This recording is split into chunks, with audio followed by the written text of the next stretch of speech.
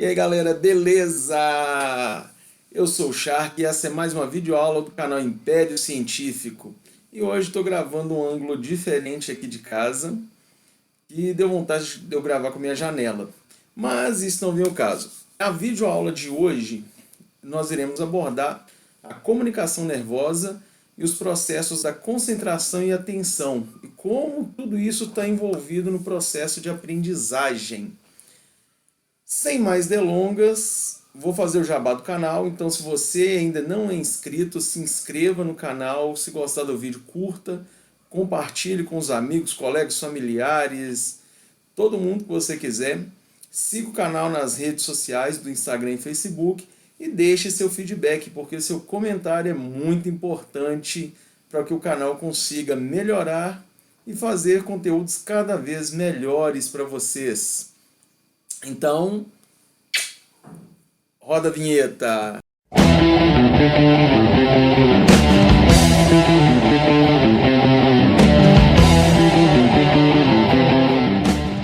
Olá, sejam bem-vindos a mais uma videoaula do canal Império Científico. Eu sou o professor especialista Crispim Nogueira e essa é uma aula destinada aos meus alunos do curso de Bacharelado em Educação Física. E o tema da aula de hoje será comunicação nervosa e os processos de concentração e atenção. E dentro dessa aula iremos aprender como que essas variáveis interferem no processo de aprendizagem. Estrutura dos neurônios e comunicação nervosa. Os neurônios, eles são células do nosso sistema nervoso e eles servem para transportar impulsos elétricos ou químicos pelo organismo.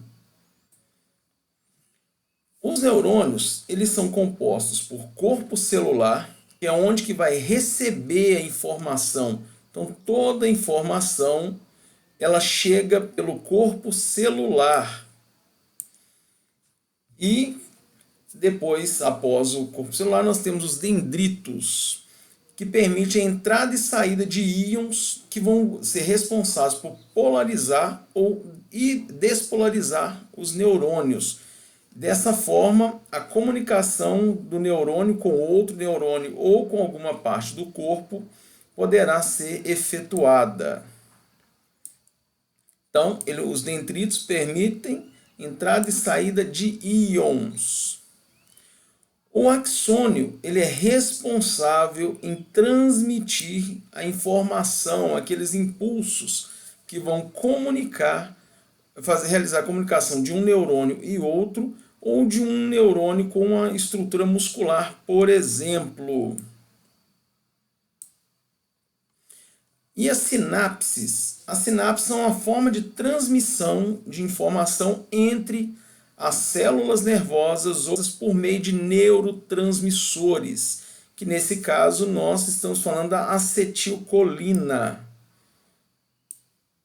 Então, sinapse é a transmissão de informação por meio dos neurotransmissores. Aqui na imagem nós temos um neurônio, na primeira imagem. Então, voltando, as partes do neurônio estão aqui. E agora nós vamos estudar esse neurônio. O corpo celular do neurônio, então aqui o corpo, é essa parte aqui, onde ela vai receber todas as informações. Toda a informação entra por aqui. E essa bolinha é o núcleo da célula nervosa. Os dendritos são essas ramificações em volta do corpo celular, do corpo do neurônio. E o axônio é essa parte aqui Então, axônio, essa parte toda aqui do neurônio. Então, a informação entra pelos dendritos, passa por essa camada de mielina e sai aqui pelo terminal de transmissão do axônio. Então, toda a informação sai por esta parte aqui. Na figura abaixo, nós temos um processo de sinapse. Então aqui nós temos um exemplo de sinapse por sinal elétrico, que ou seja, um estímulo elétrico, que vai ter essa transmissão do neurônio passando pela parte aqui de comunicação e chegando até o segundo neurônio. Então, como sinal, comunicação por estímulo elétrico, neurônio emite um sinal elétrico que vai até outro neurônio e faz essa transmissão entre informação que entra e a resposta que sai. No processo químico, nós vamos ter um sinal elétrico e um estímulo, um sinal químico, que depois ele vai se tornar novamente um estímulo elétrico. Observe, nesse aqui nós temos 3 passos de estímulo elétrico, enquanto aqui nós temos estímulo elétrico, um químico e outro elétrico. Nesse caso, tem aqui o neurônio pré-sináptico, que é o neurônio que está recebendo a informação que vai ser processada. Nesse caso, nós vamos ter o processo de sinapse, aquele momento que vai carrear as informações, a resposta, em que os íons de cálcio e potássio vão ser acionados, e essa parte aqui, isso aqui é acetilcolina, é o exemplo da acetilcolina mais os íons. Então ela vai servir como um facilitador dessa informação. Ela que vai possibilitar que a informação passe desse neurônio para esse neurônio, ou músculo esquelético, por exemplo. Então, informação chegou, processou a resposta, passou, teve que acontecer um facilitador químico aqui, que é a acetilcolina, que é um neurotransmissor, para a informação chegar até esse ponto. Pode ser, por exemplo, levantar ou abaixar o braço, correr ou parar de correr. Vias da comunicação. As vias de comunicação elas servem para poder transmitir a resposta e a informação pelo sistema nervoso central e sistema nervoso periférico. Então, ou seja, são aquelas vias responsáveis pela troca de informação entre esses sistemas. Nesse processo, nós temos 3 vias de comunicação. Vias aferentes ou sensitivas. São aquelas vias que você vai receber e transmitir informação pelos seus sentidos, nossos 5 sentidos. E quando temos aferente, para facilitar o entendimento de vocês terem um macete, relativa a ambiente. Então, aquela parte externa que me transmitiu um impulso e essa informação que vai ser processada no sistema nervoso e vai ter uma resposta proporcional àquela informação.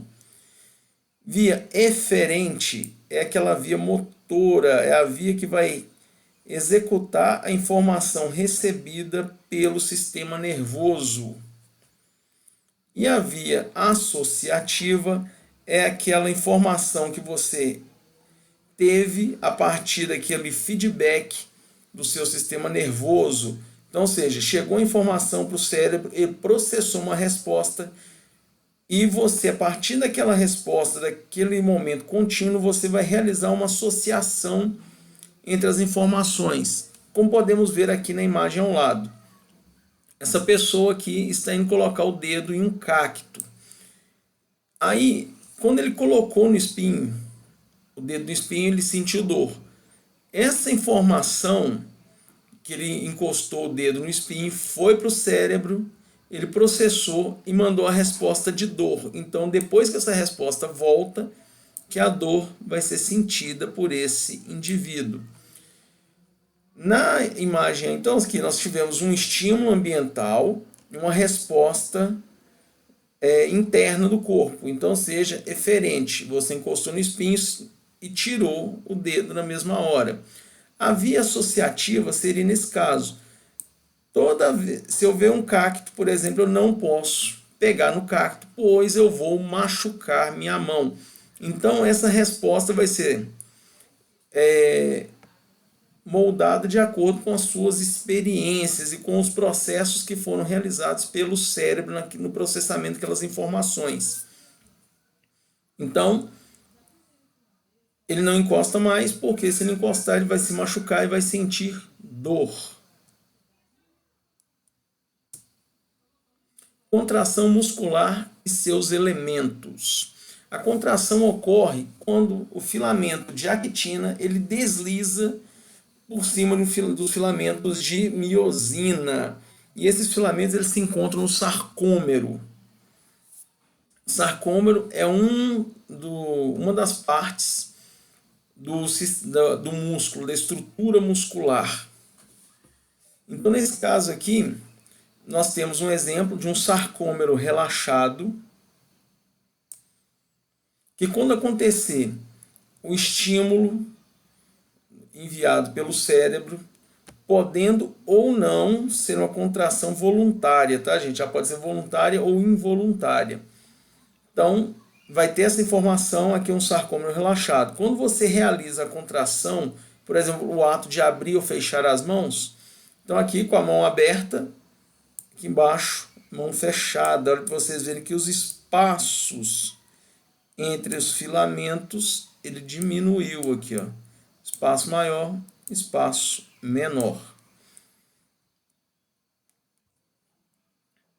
Placa motora. A placa motora é a junção entre a terminação nervosa e a membrana plasmática muscular, que vai ser responsável em transmitir aquela sinapse, aquela mensagem entre os neurônios e alguma outra parte do corpo, podendo ou não ser outro neurônio. Então, placa motora é responsável pelo impulso nervoso. Grifando aqui para vocês assimilarem, placa motora, responsável por impulso nervoso. E a unidade motora corresponde ao neurônio motor, mais os seus axônios e as fibras que estão conectadas com ele. Então, como temos um exemplo aqui, quando o neurônio motor é ativado, todas as fibras motoras se contraem. Então, aqui nós temos a junção do axônio com a fibra motora. Nesse caso, voltando àquela explicação lá atrás, vai ter a informação que vai chegar no neurônio, vai voltar numa resposta, e para que essa resposta chegue até onde ela precisa, ela vai ter que fazer o uso desses neurotransmissores aqui. Nesse caso, então, é uma sinapse com transmissão química. Tudo bem? Então, lembrando, unidade motora é o neurônio motor, o axônio e todas as fibras musculares que ele inerva, que estão conectadas a ele. Elementos da aprendizagem. Agora, a atenção ela é definida como a direção da consciência para o estado de concentração mental sobre um determinado objeto. Então, ou seja, é aquele foco que você vai ter, aquela atenção que você direcionou para uma tarefa específica. Então, é a sua demanda da consciência em cima daquela tarefa. E a concentração é a capacidade de manter o foco naquilo que você está fazendo. Aqui nós temos duas imagens em que tem duas pessoas demandando atenção para algo, porém nessa primeira imagem essa pessoa não está concentrada, porque a consciência dela não está mantendo o foco na atividade realizada. Enquanto ela está estudando, ela está pensando em outras coisas. Já no exemplo abaixo, esse homem está focado na sua tarefa. A sua concentração, sua consciência está direcionada ao estudo que ele está fazendo. Então, provavelmente ele deve estar fazendo alguma anotação, por exemplo, ou de estudo ou de trabalho, ou está ouvindo uma videoconferência com fone de ouvido e anotando as informações importantes. De modo geral, de acordo com esses autores aqui, a motivação é um conjunto de mecanismos biológicos ou psicológicos que vão possibilitar o desencadear de uma ação, da orientação para determinado fim. O seu grau de motivação é que vai determinar como você vai realizar determinada coisa. As metas que você traçou e o quanto você vai estar motivado a chegar nessa meta ou bater essa meta, para poder traçar ou não metas novas. Então, a motivação ela está diretamente ligada à persistência, à intensidade de persistência que você tem para realizar determinada coisa, determinada tarefa. Processos de memorização. Memorizar é você fixar de forma metodológica pela repetição de alguma tarefa. Nós temos o armazenamento sensorial de curto prazo, que é aquela memória que você não vai... Ela vai ficar em questão de pouquíssimo tempo guardada, assimilada. Então, ou seja, você realizou uma coisa agora, mas não estava prestando atenção, sua consciência não estava direcionada para aquela atividade. Então, daqui 5, 10 minutos você já esqueceu aquilo. Seria como se você passasse por algum lugar, você lê uma informação, mas não era uma informação tão importante, por exemplo, um outdoor, uma propaganda, e você depois esquece daquela informação ou do local que você a leu. Como eu disse, é porque aquela informação não demandou um nível de consciência para ela ser armazenada. Então, armazenamento sensorial de curto prazo, pela entrada de informações que não atingem um nível de consciência. Você não tem uma atenção seletiva. Memória de curto prazo, aí ela é diferente. Você tem uma atenção voltada para aquela atividade. É quando você, por exemplo, quer lembrar de algo e realiza uma anotação, para que você não esqueça, uma anotação numa agenda. Ou seja, a memória de curto prazo, você anotou ali e você sabe que você tem que buscar essa informação na sua agenda posteriormente para que você se alinhe com aquela ideia, que você lembre que você tem um compromisso. Então, o ato de você escrever ali na agenda, aquela realização motora, você recrutou um aprendizado de escrita para aquele momento específico e realizou a anotação para que você lembre dela posteriormente. A informação de você buscar no futuro aquela informação na agenda é caracterizada por uma memória de curto prazo. Então, ou seja, atingir um nível de consciência. Memória de longo prazo, ela acontece com aquilo que você realmente aprendeu. É o caso, o exemplo mais comum é o andar de bicicleta, que você nunca esquece. Então, se são aprendizados de habilidades ou de qualquer outra tarefa, ela vai ser guardada no seu cérebro para que ela possa ser recrutada posteriormente pela memória de curto prazo para que você realize aquela atividade. Então, memória de longo prazo, caracterizada pelo aprendizado de determinada tarefa. Detalhe, ela demanda treinamento, tudo bem? Então você tem que realizar a tarefa diversas vezes para que ela realmente fique aprendida. Aqui nós temos dois exemplos, memória de curto prazo, que é a moça dos bilhetes, que ela colocou, anotou para que possa buscar esses bilhetes, esses lembretes, em uma ocasião, durante o momento que ela precisar.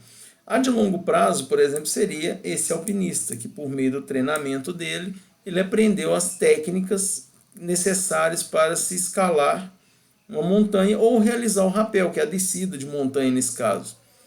Então, ele aprendeu e isso aqui é uma atividade de memória de longo prazo. Ele vai utilizar essas técnicas toda hora no dia a dia dele? Não necessariamente, mas quando ele precisar de usar, a memória de curto prazo vai resgatar essas informações e utilizar lá naquele momento. Tipos de movimento. Nós temos movimentos reflexos, que são caracterizados pela ação involuntária, que são aqueles movimentos que você realiza sem a sua vontade. Movimentos voluntários são aqueles que demandam uma atenção e precisam passar por estágios determinados. Você precisa ter uma preparação, uma programação para executar aquele movimento. Então, ou seja, precisa de alto grau de atenção. E nós temos também os movimentos autônomos. São aqueles movimentos que você não precisa de um alto grau de atenção. Ou seja, ele não precisa de passar pelo estágio de preparação ou programação. Então, não precisa passar por esses dois estágios. Você realiza de maneira espontânea, automática. Aqui nós temos os exemplos. Movimento reflexo, como eu disse, o ato do bebê apertar o dedo de alguma pessoa, ou o ato dele fazer aquele movimento de sucção, simulando a mamada, por exemplo, chupando uma chupeta. Movimento voluntário é aquele movimento que você faz por conta própria, que você se programa para realizar.